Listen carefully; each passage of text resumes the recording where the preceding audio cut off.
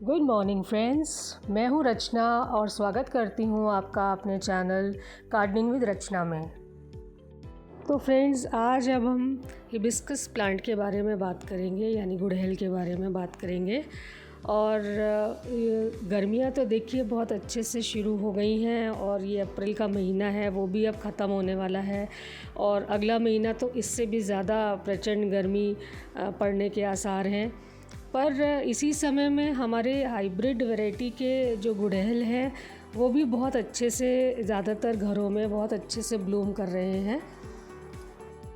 मेरे पास friends hybrid गुड़हल के कई सारे प्लांट्स हैं और अगर मैं कलर की बात करूं तो मेरे पास शायद 5 से 6 कलर्स अवेलेबल हैं और इन सभी में बहुत सारे खूबसूरत और बड़े बड़े फ्लावर्स निकलते रहते हैं। और इनके फ्लावर्स का साइज़ तो फ्रेंड्स कुछ बार ऐसे आए हैं कि जैसे मेरे हाथ की हथेली से भी बड़े बड़े फ्लावर्स का साइज़ इनमें आया है। मैं आपको वो वाले फ्लावर्स भी दिखाती हूँ। और इनमें बहुत सारी कलियाँ भी बनती रहती हैं, पत्तियाँ भी बहुत लश ग्रीन हैं, हेल्दी हैं और प्लांट भी साथ ही साथ बहुत बुशी है। पर बहुत लोगों का ये प्रश्न होता है और उनकी ये समस्या रहती है कि सीज़न होते हुए भी हमारे पौधे में ग्रोथ नहीं हो रही है, या फिर सिर्फ ग्रोथ हो रही है, फ्लावरिंग नहीं हो रही, कलियाँ नहीं बन रही हैं, या पत्तियाँ पीली होके गिर रही हैं। तो आइए आज हम इसी बारे में बात करते हैं और मैं आपको एक ऐसा मैजिकल फर्टिलाइज़र भी बताऊंगी जो आपको यूज़ करने से इन सभी टाइप की समस्याओं से निजात दिलाएगा। फ्रेंड्स, अगर आपने मेरे चैनल को अभी तक सब्सक्राइब नहीं किया है तो काइंडली इसे सब्सक्राइब कर दीजिए। ये कहना तो गलत होगा कि हम अगर सिर्फ फर्टिलाइज़र ही अपने प्लांट में देते रहें तो वो प्लांट बहुत हेल्दी होगा, उसमें बहुत सारी बर्ड्स आएंगी, बहुत सारे फ्लावर्स आएंगे। ऐसा तो पॉसिबल नहीं है। फर्टिलाइज़र के साथ साथ बाकी और भी फैक्टर्स होते हैं जो कि प्लांट की ग्रोथ के लिए बहुत मायने रखते हैं। तो आइए आज हम पहले इन सभी टॉपिक्स पे बात कर लेते हैं कि कौन कौन से ऐसे फैक्टर्स हैं जिन पर भी हमें इक्वली ध्यान देना है ताकि हमारे फर्टिलाइज़र उन पे बहुत अच्छे से काम कर सके। हाइब्रिड गुड़हल एक सन लविंग प्लांट है, ये बात तो सही है, और धूप में ही इसमें फ्लावर्स भी आते हैं, ये भी बात सही है। पर अब जो हम अप्रैल और मई के महीने में हैं और बहुत ज़्यादा ही तेज़ एक्सेसिव धूप अब हो गई है, तो ऐसे में हमें इनको जो है वो थोड़ा सा धूप से बचा कर भी रखना पड़ेगा। इस प्लांट के लिए जो आइडियल पीरियड है, जो आइडियल क्लाइमेट इस प्लांट को चाहिए होता है वो होता है 15 डिग्री से 35 डिग्री तक। इस टेम्परेचर के बीच में ये बहुत अच्छे से ग्रोथ भी करता है और इसमें फ्लावरिंग भी बहुत ज़्यादा होती है। पर अब हम जैसे कि अप्रैल में एंड की तरफ बढ़ रहे हैं और ज़्यादातर एरियाज़ में बहुत ज़्यादा ही गर्मी हो गई है, धूप बहुत तेज़ हो गई है। तो अगर आपके एरिया में क्लाइमेटिक कंडीशंस बहुत हाई टेम्परेचर वाली हैं, मतलब 45 के ऊपर जा रहा हो या 45 में भी पहुंच रहा हो, तो ऐसी और इतनी तेज़ धूप और गर्मी ये बर्दाश्त नहीं कर पाता है। इसकी पत्तियां मुरझाने लगेंगी और पीली पड़ने लगेंगी, गिरने लगेंगी। तो ऐसे में आप इसको ऐसी जगह पर शिफ्ट कर दीजिए जहाँ से इसको सिर्फ 3 से 4 घंटे की धूप मिले। पूरे दिन में कभी भी 3 से 4 घंटे की धूप मिले। दूसरा इम्पॉर्टेंट फैक्टर है जिस पे हमें बहुत ध्यान रखना है, वो है पहली चीज़ की जो मिट्टी है वो बहुत ही वेल ड्रेन्ड हमें प्रिपेयर करनी है, जो इस गमले में हमें डालनी है। और दूसरी बात है, जो हमारा गमला है वो भी बहुत वेल ड्रेन्ड होना चाहिए। हमको बहुत श्योर होना चाहिए कि नीचे उसमें होल्स प्रॉपर बने हुए हैं और जब भी हम पानी डालें तो जितना भी एक्सेसिव पानी है, एक्स्ट्रा पानी है, वो उन होल्स के थ्रू बाहर हो जाए।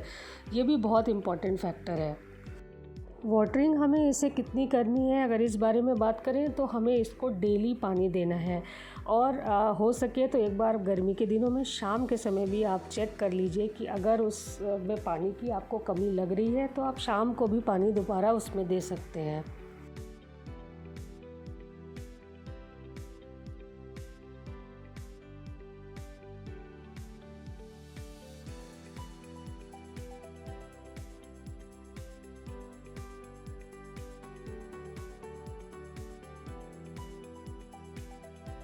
गमले की मिट्टी में पानी और देने की ज़रूरत है कि नहीं है, इसको चेक करने के लिए एक तरीका है कि आप मिट्टी में करीब 1 से 1.5 इंच अंदर तक एक गड्ढा करके आप उंगली डाल के उसमें चेक कर लीजिए कि मिट्टी मॉइस्ट है कि नहीं है। अगर वहाँ पर मॉइस्ट है तो आप पानी स्किप कर दीजिए, लेकिन अगर 1-1.5 इंच के नीचे भी मिट्टी आपको ड्राई लग रही, सूखी सूखी लग रही है, तो आपको पानी फिर उसमें डालना ही पड़ेगा।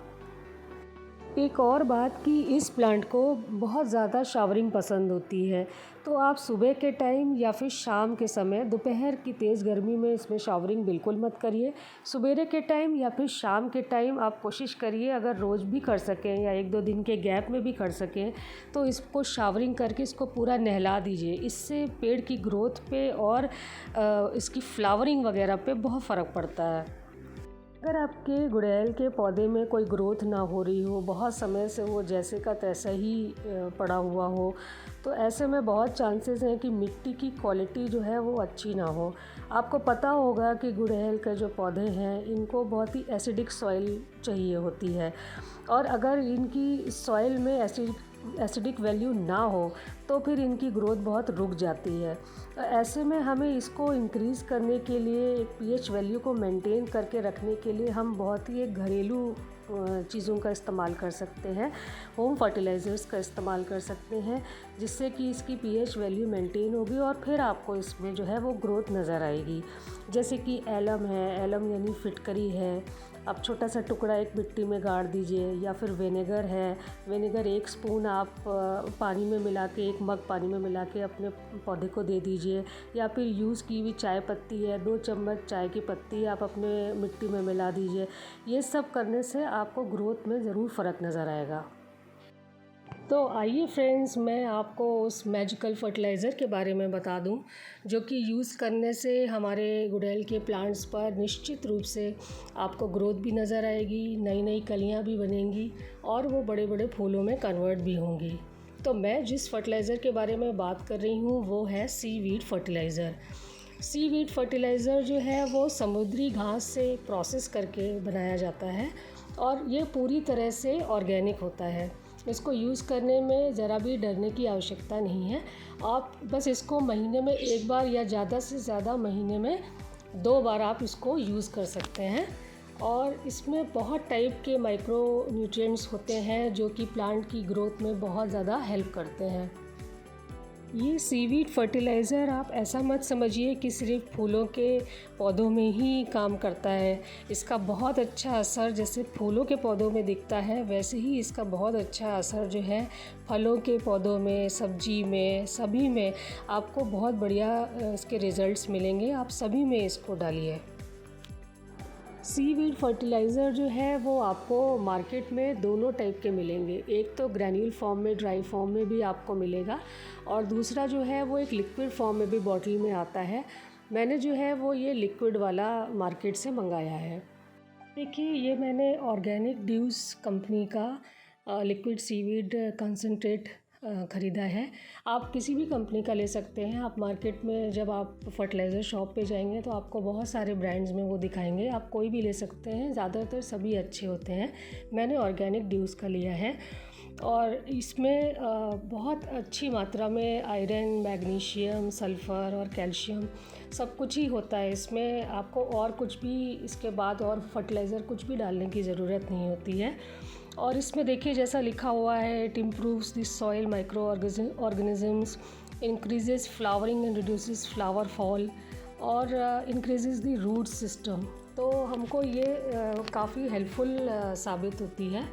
तो आपको अभी मैं बताती हूँ कि ये कैसे यूज़ करना है।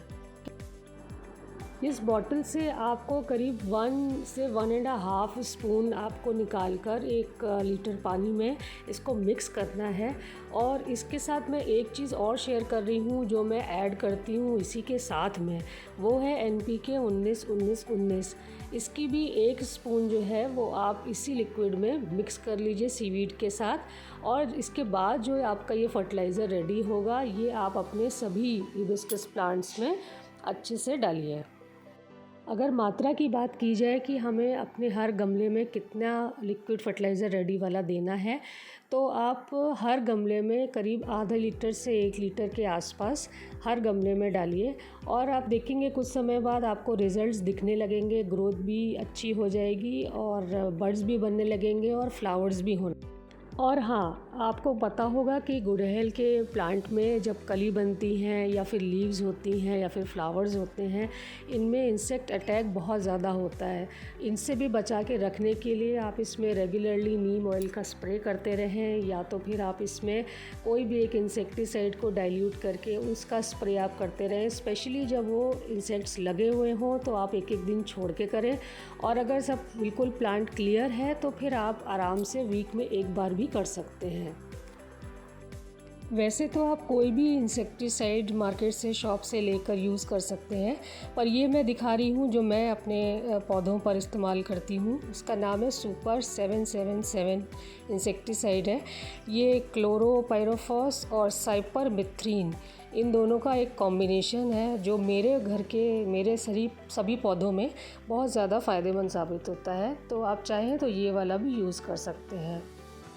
तो फ्रेंड्स, अगर आप इन सारे फैक्टर्स और फर्टिलाइज़र्स जो मैंने आपको अभी बताए हैं इन सब का ख्याल रखेंगे और इनको समय पर देते रहेंगे तो पूरी गर्मी आपके पौधों में फूलों की कोई भी कमी नहीं रहेगी, बल्कि पौधा जो है वो हमेशा फूलों से लदा रहेगा।